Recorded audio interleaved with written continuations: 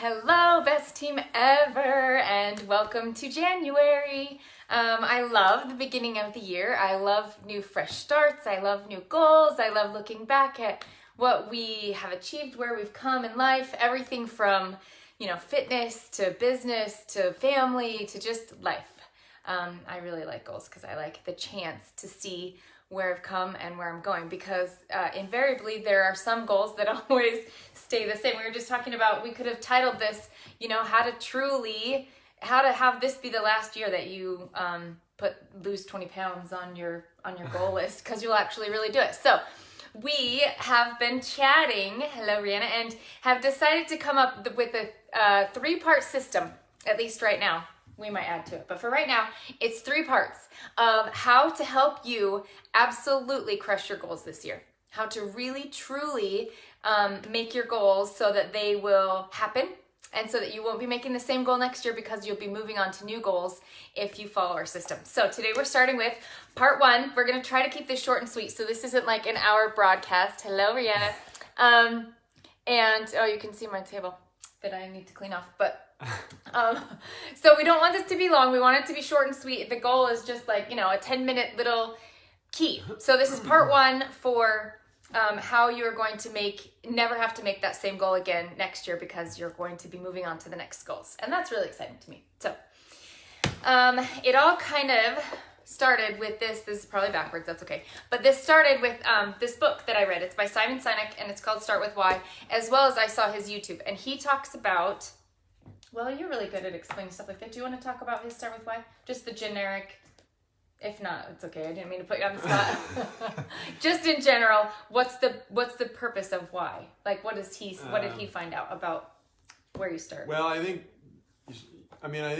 generically, one thing might be that I think what he's trying to say is that if you have a why, then that can fuel you to accomplish anything, right? Or at least is a good foundation. And increases your odds dramatically if you at least have a why as to why you're doing something.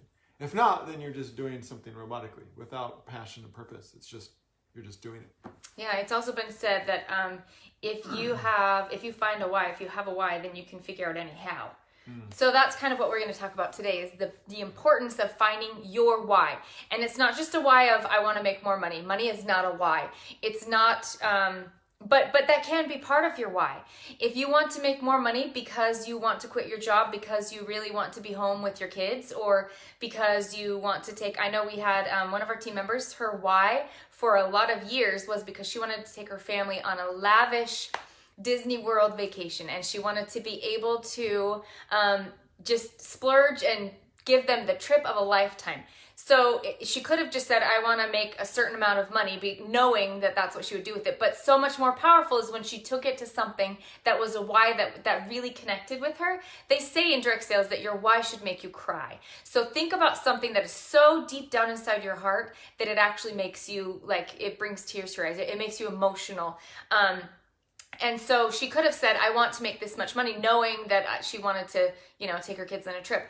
But when she actually peeled it down, it was, I want to take my kids on a trip. I want to make this much money because I want to use that money to take my kids on a trip. And why even would you want to take a trip? Take it a step further, because she wanted to create memories with her kids, and she wanted to be able to be the kind of, family that they would then have those big experiences that would be stepping stones for memories when she's a grandma, So that is a lot more powerful than just, I want to make $5,000 to take my kids on a trip. Okay, what trip? What's it going to look like? And why? Why is that trip even important to you? So it gets to the deeper level of, well, because I value memories, or because I value my family, or because, whatever. So that's what we're going to talk a little bit about today, is how to get to your why. And a lot of times we'll just think, oh, well, my why is because I want to whatever. But another reason why your why is so important is because without it, it's really easy to get discouraged. And so we make these pie in the sky kind of amazing goals and dreams, and we dream big. And then guess what? January 15th happens, and it's halfway through the month, and all of a sudden those goals are scary. I mean, it happened with me even this year. We made these goals and we planned together, and I thought, yes, I could do this. We have all kinds of kind of revamping, starting over kind of goals. And then it was literally the next day I woke up and I was like, I should get set on these goals, but no, I'm scared. And that seems like a lot of work. And that's a big, huge mountain that I'm climbing.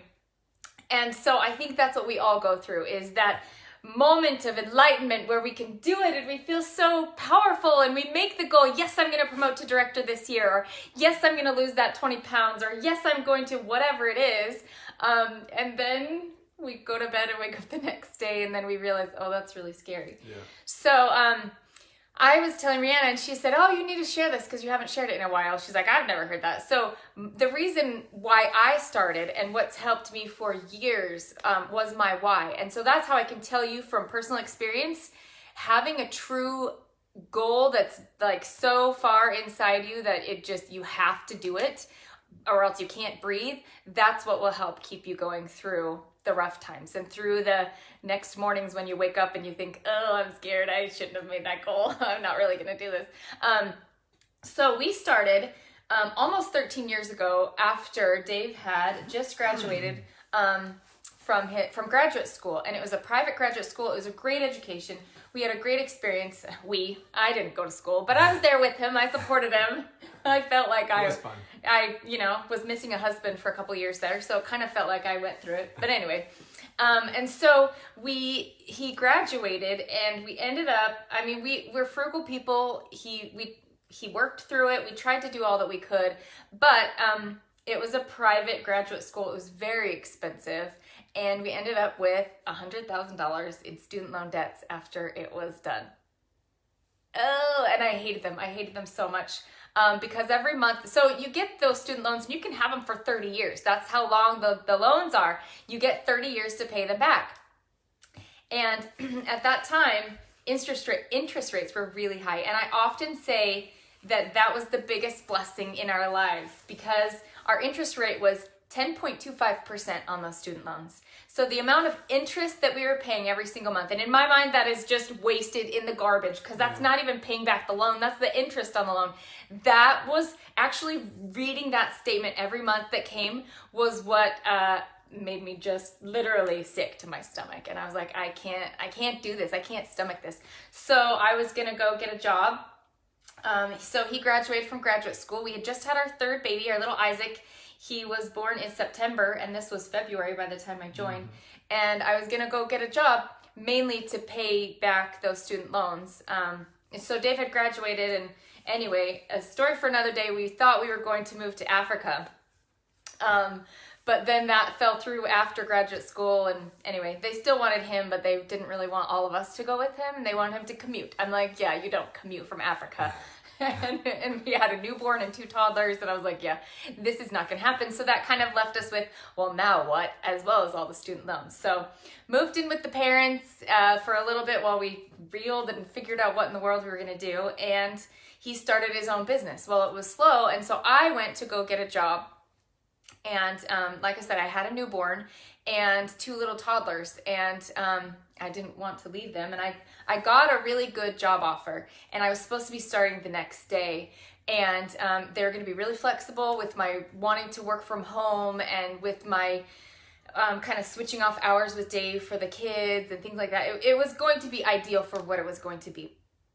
But again, I went to bed that night and I just had the worst feeling in the pit of my stomach, and I just knew I couldn't leave my babies, and this was not what I was being called to do. This was not where my passion was, and it was not what I was even supposed to do.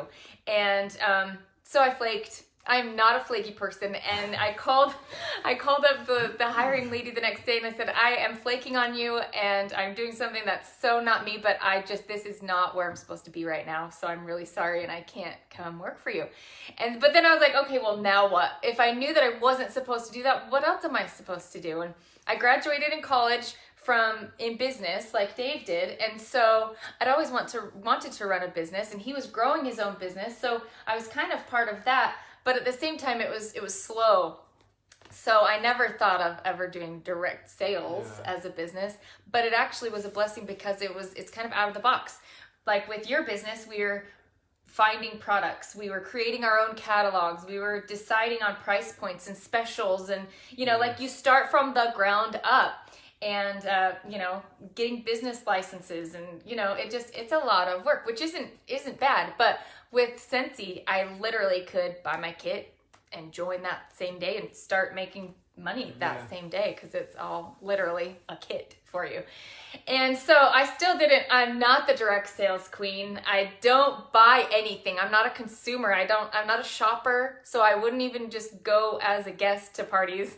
I'm not a hostess with the mostest. That's just not really my personality. So direct sales was about as far from what would have been ideal for my job and what I ever would have thought myself doing from about anything else you can think of.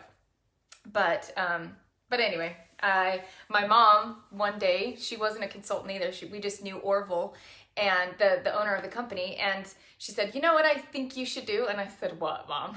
She said, because she, like I said, we were living with her. So she saw me going through all of this, and she said, you should join Scentsy and you should run it like a business. And I was like, Mom, you know me, I'm not very social, and you know that I'm not a party girl, and I'm not, that's just not me. Like I said, I don't even own a Scentsy warmer. And she's like, that's okay, run it like a business. You've always wanted to own a business, so why don't you run it like a business? And that got my wheels turning, and then that's when I decided to jump in and join.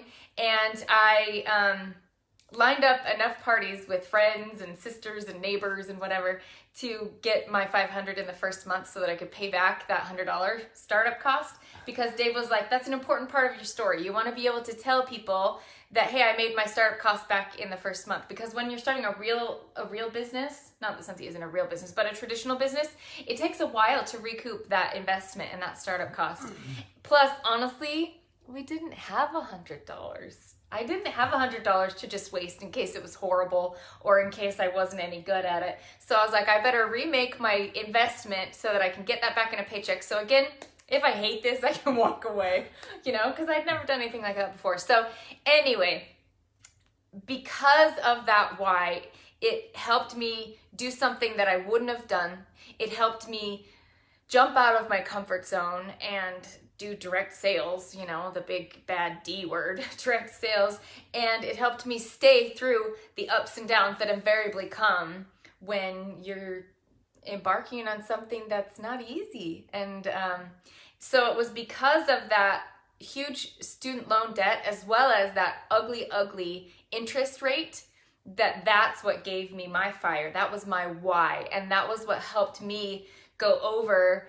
How many times did I say I was going to quit? Yeah. Because again, it wasn't me. It wasn't my natural thing. And I don't like calling to bug people for stuff. I didn't want to be salesy. I didn't want to be that girl. And so I've had to learn and grow how to do it in a way that still is true to myself and my own, personality. But and I was going to say, one thing, if you're sitting there and you're like, well, what is my why? Maybe I don't feel like I have something super passionate that is my why. And I think, as I heard Becky talking about, I think one way to maybe get to your why is understanding, what is it that doesn't go away, that won't go away, right? So like Becky's desire to get rid of that debt, if she quit, it would still be there. Yeah, mine was kind of like easy because it was built in why. It found me. Yeah, and so, and maybe it's, if I quit Scentsy, I'm still going to want to, like that other consultant that she mentioned, I still want to take my kids to Disney World. Or I still want that car, or I still want that house, or I still want to not have to worry how I'm going to pay the phone bill. Or, I'd like, whatever it is, it doesn't go away. It's always there, right? If it's a desire, if it's a debt or whatever, that'll help you identify your why. You see, look, my why makes me cry because it even, and this wasn't even a part of my why that I knew I had, but I remember there was a year, okay, people remember, we were poor. Like I said, we were in debt up to our eyeballs. He was starting a new business. We had 3 little babies, and I was just staying at home. And I remember the day that I had to go to my son's bank account and empty it out to pay our bills for that month. And it killed me because, I wanted a future for my kids, and I had these goals, and I knew we wouldn't be there forever. I knew it was just starting out, but that was part of my why, was just, I want to create a better life for my kids. And, and even now I can bring myself back to that place of not having any options. And I remember we had a $10 phone bill that we had to pay, and I couldn't pay the phone bill. I didn't have $10, you know, like, and so I prayed and God sent me a way to, you know, make $10. I cut hair. And so randomly this friend of mine said, hey, my son's hair needs cutting. Can you give him a haircut right now? And she'd never come to me before, and I don't think she ever came after. Yeah. Maybe I didn't do a good job. I'm just kidding. But she came and she had her $10 for right then, and that was what I needed right then. And part of my why was just to be able to live life and to be able to do it. It was even just last month that we had to pay, what was the $100 for Caleb? Remember? And I was like, this was the $100 that I didn't even have for Christmas. It was something for basketball or something. He had to pay for a registration or something. And I had to write a check for $100. And because of Sensi, I was able to do that. But, you know, our first couple of Christmases, I didn't even have $100 for Christmas. And anyway. Well, and if you're curious, we've paid our son back. And yes. Then some. And now because of our Sensi business, my kids have bank accounts that are full to be able to pay for college, to be able to pay for church missions, to be able to pay for whatever. And that's only because of our Sensi business, you know. Meaning if you have a why, and if it makes you cry because you are tired of robbing your son's piggy bank, use that why to say, I will use this to be able to really work through, because there are going to be highs and lows. There are going to be speed bumps along the way. That doesn't mean it's a sign that you're doing something wrong or that you're not meant for this business. It's just a sign that, oh yeah, that's life. That's how it works. And that's why we have to keep making goals over and over again, because we forget why we're doing them. We forget the driving force behind that'll help us get over that, oh, this is hard, or oh, this is uncomfortable, or oh, this is a lot of work, I'd rather be watching Netflix. Whatever it is, your why is the key to helping you dig deep, to finding that consistency, and then you'll push yourself over those speed bumps and you will be able to make it work. And then you will truly be able to make your dreams come true, your big why. So I think what we wanted to say is find your why. Yeah, that's today's video. That's the start of making those goals that you told us, the paycheck that you want, that you filled out the poll, the promotion that you want, that you filled out the poll. This is the key to making that happen. And then we've got part 2 coming later, and that'll be a second, and they'll build on each other. And by the third one, you will know why you're going for what you're going for. You will have it really, you'll find it deep in your heart, as well as we'll help create a system for you that will be no fail. If you follow this, you will achieve your goals, because you can't not. So think about it. And if your first goal is, if your first thoughts and inklings for your why, lots of times it kind of takes digging, like an onion, just gonna say. It'll take a while to be able to find your why that digs so deep that it makes you cry.